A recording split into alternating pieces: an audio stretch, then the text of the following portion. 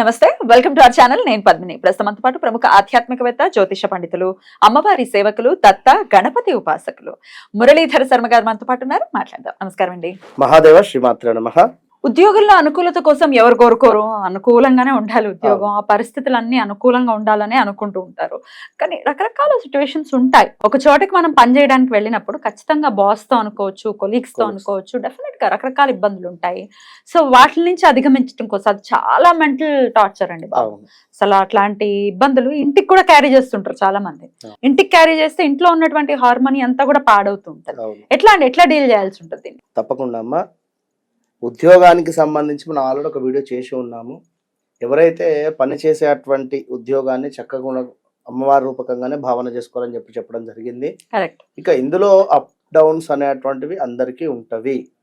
ఇప్పుడు ఈ కరోనా నుండి లేదా మరి ఈ ఇప్పుడు ఉన్నటువంటి జనరేషన్ వారికి ఏంది అంటే కష్టపడి పని చేయడము అనేటువంటి వర్డ్స్ అయితే నచ్చడం లేదు.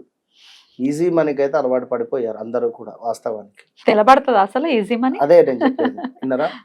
ఇక అది కష్టపడి పని చేసినటువంటి ఆ యొక్క ఫీల్, ఆ చెమట నుండి అంటే వచ్చినటువంటి ఆ డబ్బుకు విలువ ఉంటుంది. అది అమోఘం. అది దైవం కూడా ఇస్తుంది, మీకు మీరు కూడా ఫీల్ అవ్వచ్చు. అది ఎంత అద్భుతం అంటే అంత అద్భుతం అది. కనుక మీరు మైండ్తో సంపాదించారా, మైండ్ పెట్టుబడి పెట్టి సంపాదించారా, లేదా మనీ ఇన్వెస్ట్ చేసి సంపాదించారా, లేదా ఒక జాబ్ చేస్తూ సంపాదిస్తూ ఉన్నారా, అది ఏదైనా మంచిదే.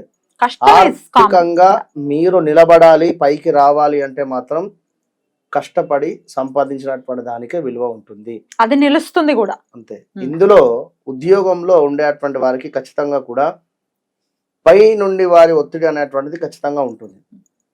వారికి వారిపై ఉండేటువంటి వారి నుండి ఒత్తిడి ఉంటుంది, ఉండదు అని కాదు. అక్కడ ఏ ఇంటికి ప్రతి ఇంటికి మట్టిపోయి అన్నట్టుగా కడుపు చింపుకుంటే కాళ్ళ మీద పడుతుంది అన్నట్టుగా ఎవరి బాధలు వారికి ఉంటవి, ఉండవు అనేటువంటిది లేదు. నా బాధ నాకు, మీ బాధ మీకు చూసేటువంటి వారికి అందరికి ఉంటుంది. ఇక ఈ విధంగా ఎవరి ఇబ్బందులు వారికి ఉంటవి, ఉండవనేం కాదు. కనుక అందరూ ఇక్కడ అర్థం చేసుకునేటువంటి విషయం ఏమిటంటే ఒక స్థాయికి మనం ఎదగాలి అనుకున్నా, ఒక మంచి పేరు రావాలి అనుకున్నా, లేదా ఒక గుర్తింపు రావాలి అనుకున్నా, లేదా మనకు ఒక స్టెబిలిటీ ఉండాలి అనుకున్నా కూడా ఒక దగ్గర మనం అణిగి ఉండాలి ఖచ్చితంగా కూడా. ఇక్కడ కొలీగ్స్ తో ఇబ్బందులు అవుతాయి కావాలి కాదు, అది దానిని మీరు మీ యాటిట్యూడ్ తో కట్ చేసేసుకోండి. మీ పై అధికారులతో మాత్రం ఖచ్చితంగా కూడా మీరు అణిగి ఉంటేనే రిజల్ట్ ఉంటుంది అనేటువంటి విషయాన్ని గమనించండి. సరే, ఉద్యోగంలో చక్కటి విలువ కానివ్వండి, లేదా ఉద్యోగంలో మంచి పేరు కానీ, అక్కడ మనకు ఒక మంచి గుర్తింపు కానీ, ఒక బలం కానీ, స్థాన బలం అనేటువంటిది మస్ట్. కొందరికి ఏం రాకున్నా వారు ఊరికే వెళ్ళి కూర్చున్నా కూడా ఆ స్థాన బలం చేత వారికి మంచి గుర్తింపు ఉంటుంది. అదేందో చాలా కొందరికి చూడండి మీరు ఖచ్చితంగా కూడా. ఇక మరికొందరికి కష్టపడితేనే ఆ రోజంతా వారికి నిద్ర పడుతుంది. రాత్రి చూడండి, అబ్జర్వ్ చేయండి.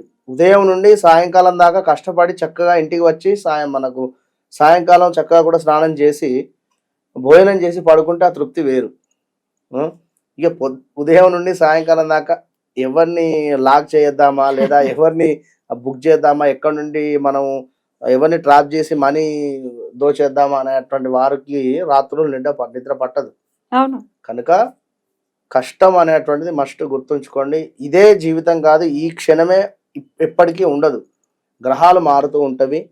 మొన్నటి వరకు తులారాశి వారికి కానీ, లేదా ధనుసు రాశి వారికి కానీ అద్భుతంగా ఉంది. ఇప్పుడు అలా సడన్గా ఇయర్ బాగాలేదు. అలా అని చెప్పి మీరు ఏదో డెసిషన్స్ తీసుకుంటే అది ఇబ్బంది అవుతుంది మీకే.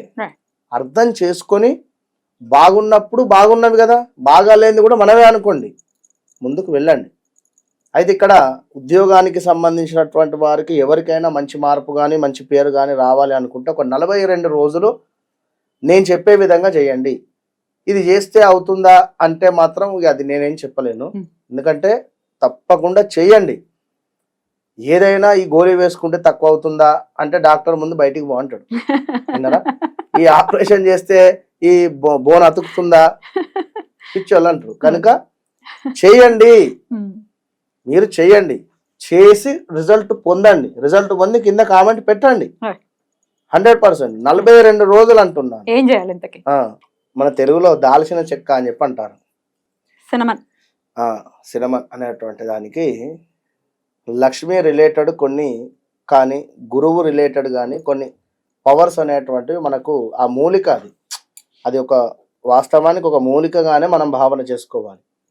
ఆ చెక్క అది దానికి సంబంధించి ఆ యొక్క పౌడర్ను మనము దాల్చిన చెక్క పౌడర్ను ఏం చేయాలి అంటే ఈ 42 రోజులు కూడా ముందుగా ఇంత దాల్చిన చెక్క పౌడర్ రెడీ చేసి పక్కన పెట్టుకొని మంచి పచ్చి పసుపు ఉంటుంది. మామూలు పసుపు అందరికీ తెలుసు. పచ్చి పసుపు అనేటువంటిది రేర్, దొరకదు ఎక్కువ కూడా ఎక్కడ పచ్చి పసుపు దొరకదు. దానిని మీరు అది బ్రాహ్మణుల ఇళ్లలో కొంచెము పసుపు మడి మొక్కలు ఆచారంగా ఉంటుంది. మొక్కలు కూడా వేసి ఉంటారు. అవును, అక్కడ ఎక్కడైనా ఉంటే సేకరించుకొని పచ్చి పచ్చి పసుపును యొక్క దాల్చిన చెక్క పౌడర్ రెండింటిని కూడా కలపండి.